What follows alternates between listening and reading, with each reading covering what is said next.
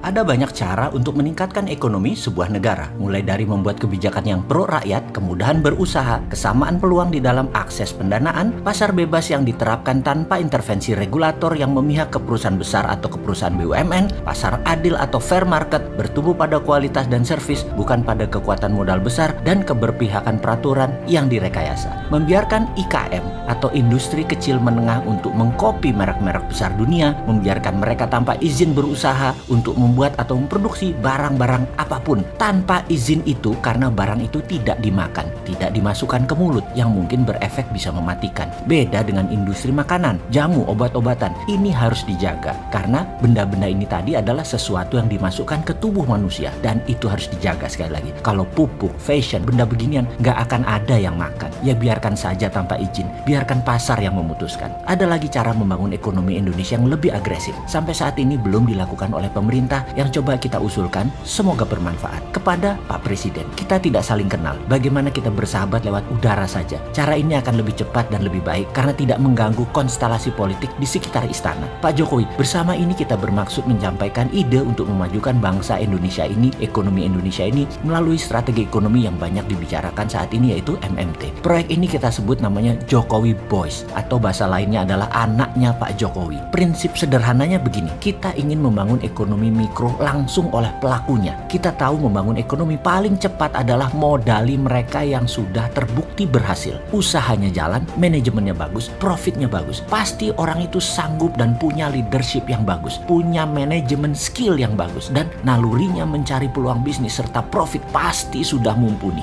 Biasanya usia mereka telah melewati pahit manis berbisnis usia kira-kira 30-45 tahun, di mana secara waktu sudah punya usaha lebih dari 10 tahun. Kita gunakan teori trickle down, yaitu kita modali dia, modal yang di atas, dengan kemudian mereka akan membangun bisnis dengan mitra-mitra UKM sebagai suppliernya. Cara ini akan lebih cepat membangkitkan ekonomi kerakyatan. Jokowi Boys adalah program. Kita mencari di setiap kabupaten 1-5 orang yang akan kita berikan modal. Lalu di tingkat provinsi ada 1-5 orang. Di setiap provinsi juga akan negara modali. Modalinya bagaimana maksudnya? Kita berikan mereka standby loan. Loan ini sangat rendah biaya bunganya, bahkan boleh 0 atau hanya biaya administrasi bank. Setiap orang di tingkat provinsi dapat standby loan 1 triliun misalnya. Uang tersebut baru cair kalau ada counterpart, dalam tanda petik, misalnya dia beli hotel, bangun pabrik, menambah aset produktif lainnya. Bank yang mencairkan dana tersebut akan memegang aset tersebut sampai lunas tentunya. Kelincahan standby loan ini akan membuat setiap daerah bisa bertumbuh dengan menggelontorkan dana ke mereka yang sudah pengalaman dan terbukti berhasil. Syarat lain Pak Jokowi Boys ini adalah bukan orang yang itu-itu lagi. Cari kader baru. 5 dikali 33 provinsi itu sekitar 150-an orang, dan 5 dikali 400-an kabupaten kota adalah sekitar 2000-an orang. Manusia unggul tentunya. Provinsi sampai 1 triliun, di kabupaten kota kita berikan sampai 500 miliar. Dan program ini adalah program 4 tahun ke depan. Total nilai investasinya sekitar 1.150